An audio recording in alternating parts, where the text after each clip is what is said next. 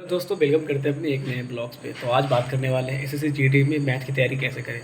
तो दोस्तों, मैथ की तैयारी करने के लिए आप लोगों को ज़्यादा नहीं, 2 घंटा भी बहुत ज़्यादा प्रिपरेशन बढ़िया होगा मैथ के लिए, स्पेशल एसएससी जीडी है उसके लिए। क्योंकि एसएससी जीडी में क्वेश्चन पूछा जाता है 20। दोस्तों, अब वो क्वेश्चन 20 है तो 20 के लिए 20 अगर टाइमिंग आपका जिस हिसाब से, अगर आपको क्वेश्चन बनाने के बाद अगर 20 मिनट बच रहा है तो आप 20 मिनट में ही 20 क्वेश्चन करें। अगर 25 मिनट हो रहा है तो आप उसको 20 मिनट में ही कोशिश करें करने का, क्योंकि आपका स्पीड बढ़ाओ और टाइम घटाओ, ऐसा रूल चलाओगे तो वो बढ़िया होगा।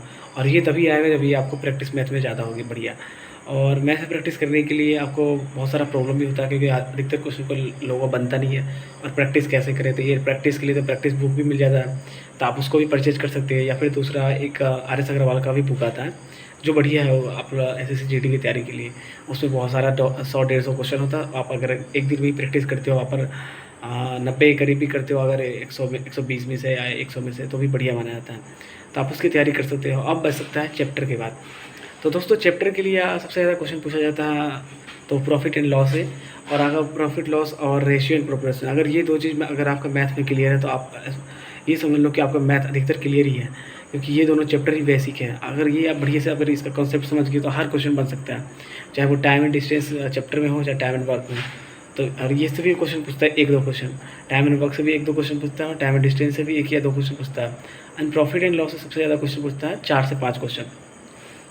और आपको सबसे ज़्यादा मैं बात करूँगा, आपको परसेंटेज और जो प्रॉफिट एंड लॉस है उस पर अगर आप ज़्यादा ध्यान देंगे। परसेंटेज भी बहुत ज़रूरी है, परसेंटेज ही पे सबसे ज़्यादा ध्यान दो। उसके बाद प्रॉफिट एंड लॉस पे ध्यान दो, दोनों चैप्टर मेन है, इन दोनों को कवर करो सबसे ज़्यादा।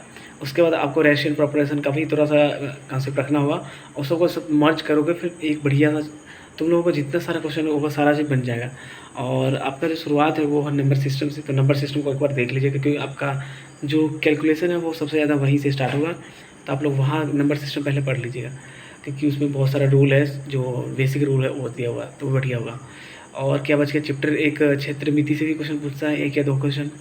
और कुछ नहीं है, इतना ही चैप्टर है। आप बस बच गया प्रैक्टिस करने का। तो सबसे पहले आप चैप्टर पढ़ लो, उसका कॉन्सेप्ट क्लियर कर लो। उसके बाद आप क्या करो, सबसे पहले एक जो पेपर आएगा आपका, या तो आप क्या कहते हैं प्रैक्टिस सेट ले लो, और जो मैंने बता ही दिया आर एस अग्रवाल का बुक है उससे ही बढ़िया होगा। तो उससे आप ये बुक में ना, उसमें सारा चीज़ लिखा रहता है, question 1 by 1 level by level में क्वेश्चन रहता है। तो अब उसको एक स्टार्ट करो बनाना। और आपको शुरू में थोड़ा दिक्कत होगा, जो भाई वीक है तो उनको तो प्रॉब्लम होता ही होगा। वो क्या करे, अपन मतलब धीरे धीरे लेवल को अपना बढ़ाए, स्पीड को बढ़ाए, धीरे धीरे मैथ को समझे, अच्छे से समझे क्या गड़बड़ हो रहा है, क्या गलती हो रहा है, उस चीज़ को समझे। और जो नियम, बेसिक नियम है उसको अप्लाई करे तो क्वेश्चन जरूर बनता है। तो और एक और चैप्टर होता है इंटरेस्ट चैप्टर से भी वो क्वेश्चन बढ़िया पूछता है, 1 या 2 क्वेश्चन पूछता है, जिसमें साधारण ब्याज होगा, चक्रवृद्धि ब्याज होगा, इससे भी क्वेश्चन बढ़िया पूछता है।